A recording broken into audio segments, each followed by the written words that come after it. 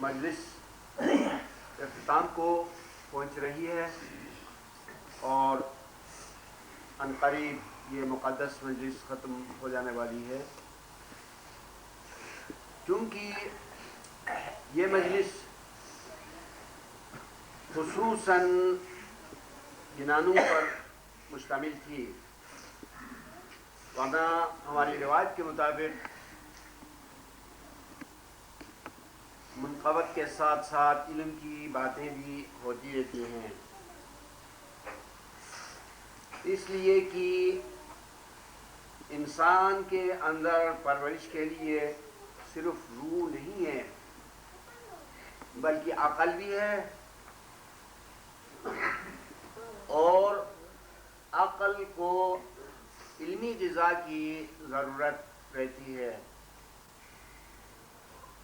جس طرح تسبیح، عبادت، بندگی اور حمد و ثنا، نعت مصطفیٰ اور منقبتی ائمہ طاہرین سے روح الایمان کو تقویت ملتی ہے، اسی طرح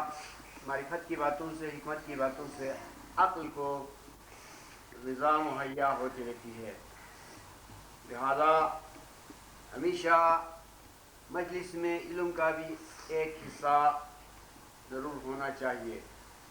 لیکن چونکہ آج کی محفل علی الخصوص جنانوں سے متعلق تھی، اس لیے آج کی محفل میں علم کا حصہ کم رہا۔ تاہم آخر میں بعض حضرات کی خواہش کے مطابق ایک دو باتیں علم کی جاتی ہیں کہ علم خدا کی خدائی میں، یعنی خدا کی سلطنت میں، اس کی بادشاہی میں سب سے بڑی چیز ہے علم، اور یہ ساری عبادت حصول علم کی تیاری کی غرض سے ہے، کیونکہ علم ایک بہت باری چیز ہے۔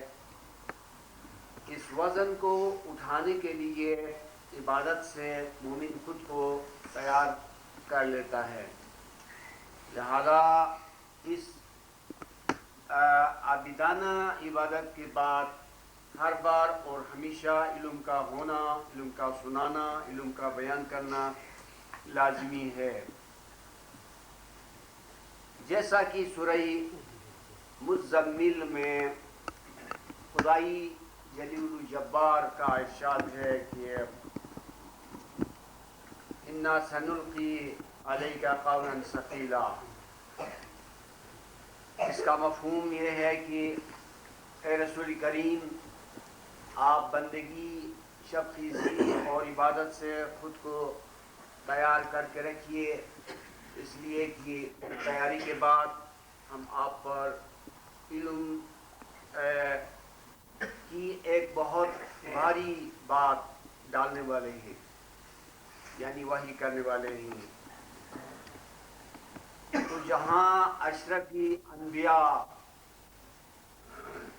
اعلیٰ سے اعلیٰ علم کے لیے خود کو عبادت سے، بندگی سے تیار کر لیتے تھے، وہاں اور کوئی انسان کس طرح علم کے بوجھ کو سہار سکتا ہے؟ لہذا ضروری یہ ہے کہ ہمیشہ ہم علم کو بھی اہمیت دیں اور عبادت کو بھی۔ جس طرح کہ آپ نے بارہا دیکھا ہے اور سوچا ہے کہ کسی مخلوق کو آگے بڑھنے کے لیے، چلنے کے لیے،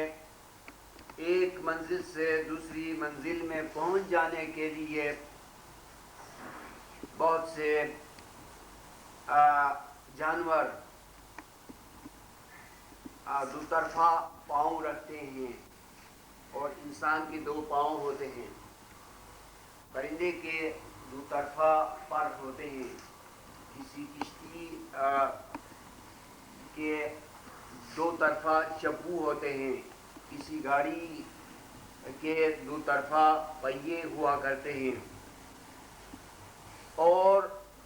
خدا کے بعد کوئی بھی چیز دوئی کے بعد اس ڈویلٹی کے بغیر نہیں ہے. لہذا تنہا عبادت آگے نہیں بڑھ سکتی،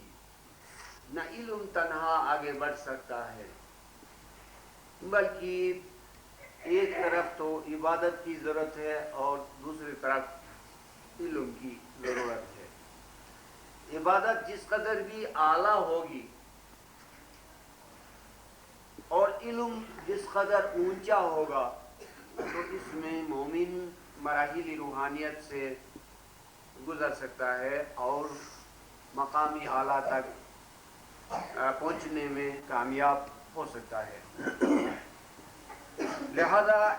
اسماعیلی مذہب ایک ایسا اسلام کا مذہب ہے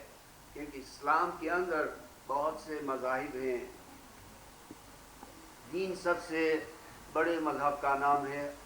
اور مذہب اس کی شاخوں کا نام ہے. تو اسماعیلی مذہب کی جتنی بھی تعریف کی جائے کم ہے، اور اس کی سب سے بڑی خوبی یہ ہے کہ یہاں خاص اور اعلیٰ عبادت رائج ہے. یعنی امامی زمین و زمان کے توسط سے ہم کو جس عبادت و بندگی کی ہدایت ملی ہے وہ عبادت وہ بندگی بہت ہی اعلیٰ ہے. میں آپ کو بیان کر سکتا ہوں کہ اس عبادت کے اعلیٰ ہونے کی وجہ کیا ہے، دلیل کیا ہے. وہ یہ کہ آپ نے سنا ہوگا کہ اسم اعظم یہ خدا ہے، خدا کا سب سے بڑا نام ہے جس کے لیے سب مسلمین قائل ہیں کہ خدا کا کوئی بڑا نام ہوتا ہے. اور وہ خدا کا بزرگ نام، وہ خدا کا سب سے اکبر نام امامی عالی مقام ہے کہ جس کے توسط سے عبادت کی جائے تو وہ کسی رکاوٹ کے بغیر بارگاہی کی زدی تک پہنچ جاتی ہے. ایک طرف تو عبادت کی یہ تعریف ہوئی، اور دوسری طرف اسماعیلی مذہب میں ایسا علم ہے، ایسا خاص علم ہے کہ وہ علم بہت ہی خاص ہے، اور یہ علم یقین ہے، یعنی یقینی علم ہے، ایسا علم کی جس سے شکوک و شبہات کا ازالہ ہو جاتا ہے. اور اس کے علاوہ اس پاک مذہب میں عن یقین کی منزل بھی بہت ممکن ہے اور حق الیقین کی منزل بھی. سو اس مذہب میں ایک طرف اس کی بندگی کی تعریف ہے اور دوسری طرف علم. جب ایسی بندگی اور ایسا علم سے استفادہ کیا جائے اور اس کو حاصل کیا جائے، اس پر عمل کیا جائے، تو یقینی ہے کہ مومن خدا کے قرب تک پہنچ سکتا ہے اور اس میں کوئی شبہ نہیں. لہذا مومنین کا فرض ہے کہ وہ علم کو بھی اہمیت دیں اور زندگی کی اس مہلت میں زیادہ سے زیادہ علم کو کمائے، علم کو سوچیں. اور ہماری ایک روایت میں تھوڑی سی کمزوری کا پہلو بھی رہا ہے، وہ یہ کہ جس طرح شروع میں ہم نے بات کی کہ علم کی کمی رہی ہے، اس وجہ سے اب تک ہم علم کے سننے کے خاص عادی نہیں ہیں. لیکن چونکہ اب علم کی روشنی آ چکی ہے اور امام کا مقدس دیدار براہ راست حاصل ہوا، امام کا پاک فرمان براہ راست سننے میں آیا، اب تو علم کا سورج بھی طلوع ہو چکا ہے. عبادت بے شک ہم پہلے ہی سے کرتے آئے تھے، لیکن علم کے پہلو سے ہم کمزور تھے. اب اس کمزوری کو بھی دور کر دینا چاہیے، کیونکہ امام نے علم کے خزائن ہمارے لیے، جماعت کے لیے، مریدوں کے لیے کھول کے رکھ دیے ہیں. تو میں علم کی اہمیت کے بارے میں ان چند باتوں کے بعد شاید اپنی گفتگو کو ختم کرتا ہوں، اور آخر میں شاید مجھے اپنے ساتھیوں سے، دوستوں سے اجازت ہوگی کہ آپ سب کا شکریہ ادا کروں، اور شاید رسمی طور پر کوئی اور صاحب آپ کا شکریہ ادا کرے گا، تاہم میں بھی آپ سب حضرات کا شکریہ اس لیے ادا کر سکتا ہوں کہ اندھیری رات میں اتنی ساری تکلیف اور زحمت اٹھا کر دور دور سے اس محفل کو کامیاب بنانے کے لیے آپ یہاں تشریف فرما ہوئے، اس کے لیے میں جان دل سے آپ کا شکریہ ادا کرتا ہوں۔ اور